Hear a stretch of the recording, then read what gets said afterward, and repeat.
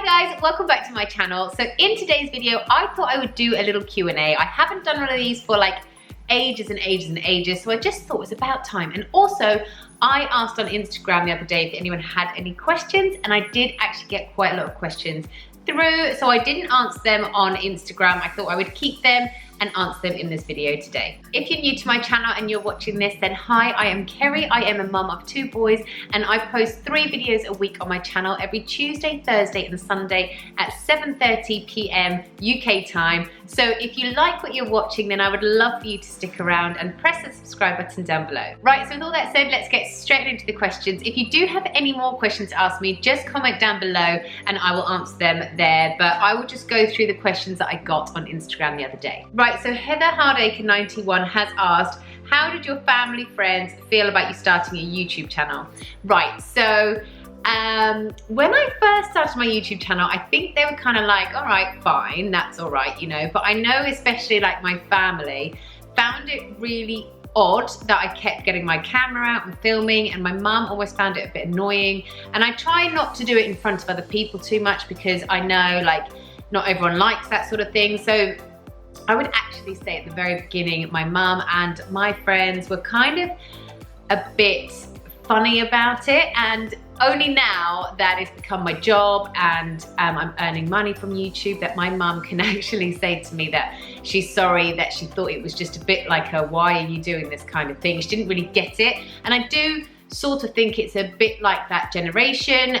They've never really had cameras and the internet wasn't a massive thing. My mum's not very good with technology, so I think for them it was a bit like of the unknown. They didn't really understand it, so which is why they kind of felt a bit like I should maybe go out and get a proper job. So yeah, they weren't that supportive at the very beginning, I don't think, but now that they can see that I'm really loving it and enjoying it, they have become a lot more supportive about it. So yeah, I would definitely say at the beginning, you know, even my friends, some of my friends now, they don't ask about it, they don't talk to me about it, which I kind of feel like it's a bit of a shame, because if you're excited about your job, whatever it is, it would be nice if other people shared your excitement and wanted to find out a bit about it. But I don't know, it's always a bit like, I don't know, like a taboo subject for some people, and I know a lot of YouTubers say exactly the same thing, so I'm not the only one saying that. But yeah, so I just kind of like go with the flow. If someone wants to talk to me about it, then I'll talk to them, but if they don't, I just kind of like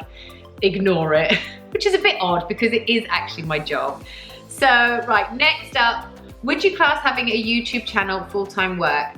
That was Kermes, she asked me that. I just have to say that because I don't know what the real names are on here, because you obviously only ever see the username. So Kermes has asked me that.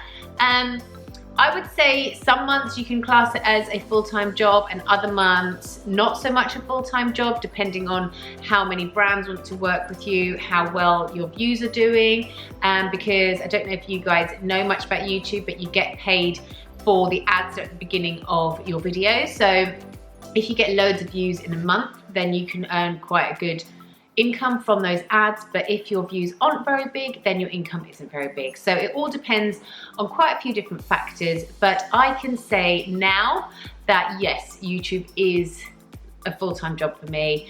I thankfully have worked with a few brands over the last few months, so things are really going like on the up for me. But at the very beginning, then I would definitely say it wasn't earning me money like a full-time job at all, because it takes a long time to get there, and I've still got so much further to go. I think I've just been quite fortunate the last few months, but you know, like I said, you're basically a freelancer. You are, you know, you're lucky some months, you're less fortunate the next month. So yeah, that's how I would class YouTube. You're basically a freelancer, and the work comes in when it does, and it doesn't when it doesn't. And it's quite hard to kind of control that. So it's all about being discovered.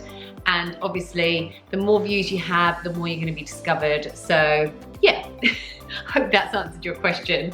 Are your siblings YouTubers? That's Charlie Inman 11 has asked me that. No, they aren't. They really aren't. They don't really, my sister doesn't really get YouTube. I can't even get her to subscribe. I'm not sure if she has subscribed now. I think Chris might have done that for her, but she didn't know how to subscribe for so long because she didn't understand YouTube. The reason I got into YouTubing was because I've always wanted to be a TV presenter, and I went on this presenting course and they said to me, you need to start vlogging, and then that's a great way to get used to being in front of the camera. I didn't have a clue what vlogging was, and then finally I kind of understood how it all worked, and that's how I began my channel. Holly Scale says, is your house your forever home? Ooh, that's a tricky one. I would probably say no, because I love renovating homes. And I said to Chris just the other day, I said, I'm really keen to move again. It's almost a shame we have to sell our house to buy the next one to renovate it, but I quite like renovating on a big scale. So I feel like we have to kind of use all our money that's in our house to do the next project up. So I would say this isn't my forever home. I don't even know where I want to live, like location wise. I'm not sure if it's here in Essex, if it's up in Stamford near my sister, if it's down in Brighton with our friends, or if it's abroad somewhere. I just don't really know. So yeah, this is definitely home for now, but it's not home forever. Right, Kate Johnson 644 has said, what do you do when your boys argue? Oh, well, so this is actually a thing that I've decided I'm going to start doing from now on. I'm going to get a football shirt of Chris's, and every time they argue, I'm going to put it over the top of them both, and they're going to have to be squashed next to each other, and they're going to have to sort it out, because sometimes they argue over the most ridiculous things, and then when I find out what they're arguing about, I actually can't believe I am hearing what I am hearing. They don't argue that much, but when they do, it is over the most ludicrous things. So I have decided from now on, that's what I'm going to do. So maybe if you like that idea, you should try it too, but I will try it out. I'll do a couple of Instagram stories and let you know how we get on with it, because I actually think that could be a good one.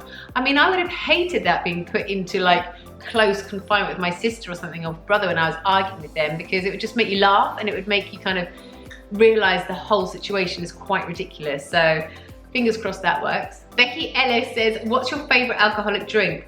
Ooh, I like quite a few. Gin and tonic. I love gin and tonic so much. I don't know if you guys ever tried like the Gordon's pink gin. Delicious. And I also love Bombay Sapphire. I mean, I just love any gin, to be honest. And then I love the Fever Tree tonic. They are delicious.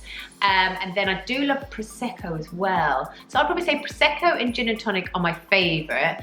And then I do also quite like a flavored cider as well. And if it is super, super hot and you've been like out and about and you go to a beer garden, sometimes I do like to start off with a shandy. Right, my type of organised says, as you're with Channel Mum, does that mean you can only work with Channel Mum YouTubers? No, not at all. We can work with anybody.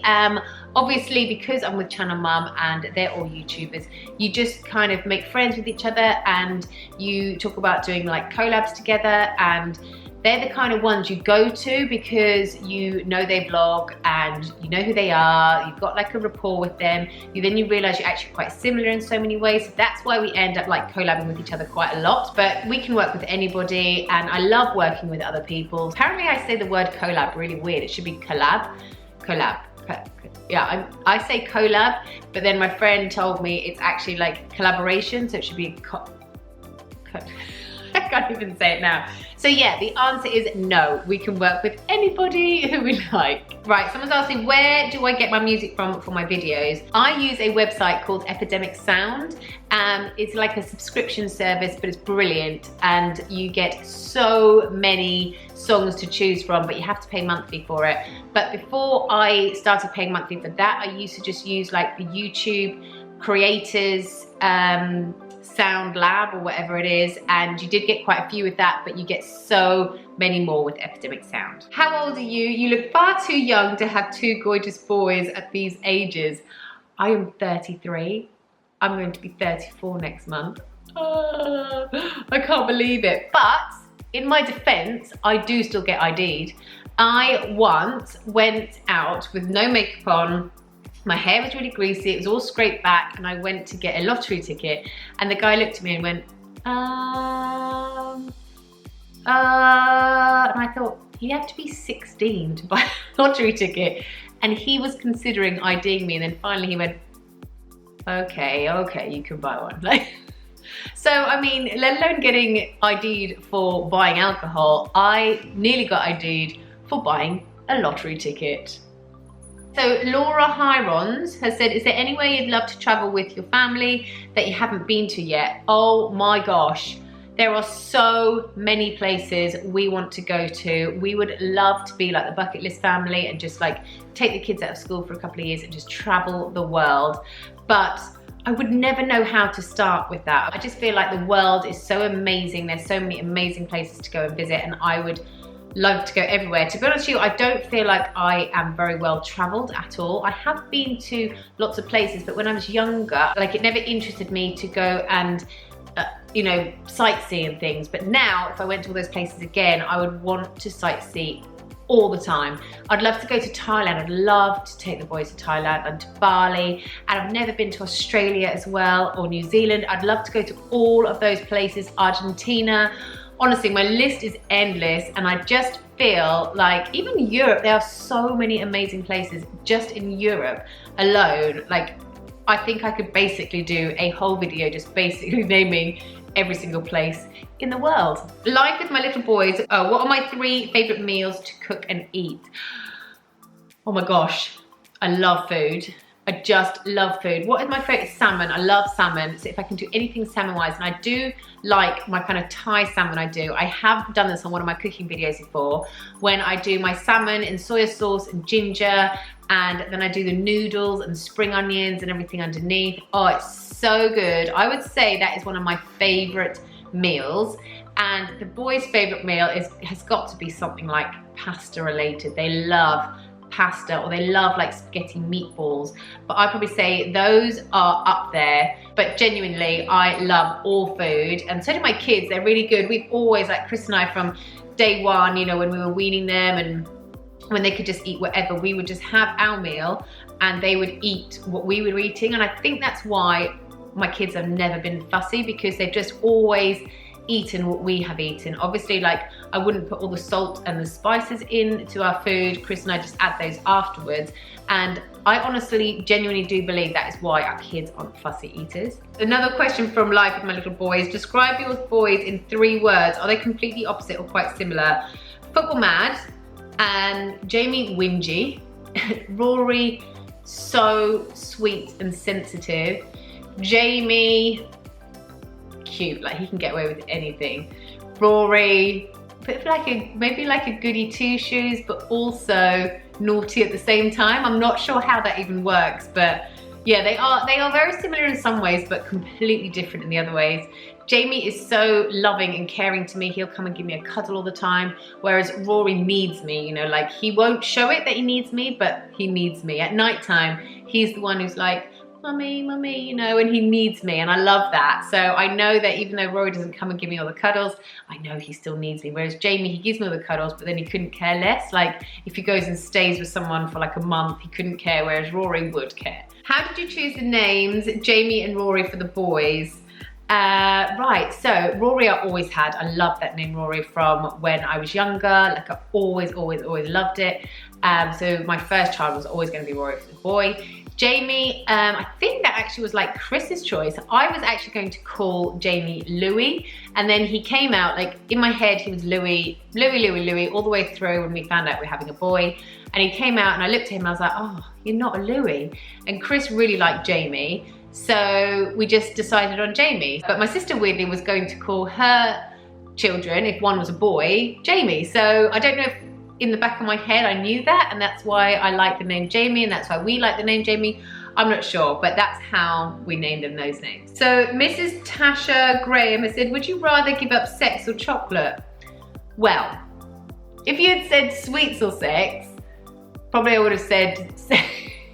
But as you said chocolate, I'd probably give up chocolate. I'm not that fussed on chocolate, I much prefer sweets. Right, Kimmy Parrott said, how long do you spend on your YouTube channel per week? I think it can completely depend on what videos you're creating. So, for example, this video won't take me very long to do at all because I am just chatting to camera. I don't have any cutaways to put over the top of it, so it won't take me that long. I can probably film, edit, and upload it within an hour and a half.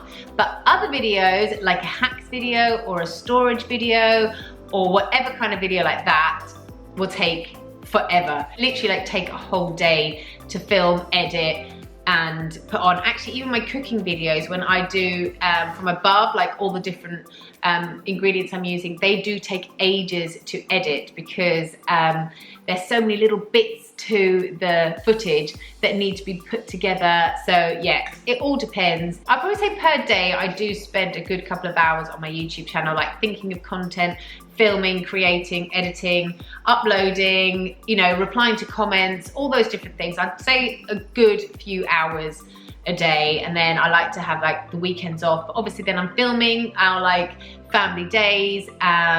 So yeah, it all really depends. I have just seen, I've been talking for 20 minutes. I'm gonna have to cut this down seriously because you guys are not gonna be watching a 20-minute video.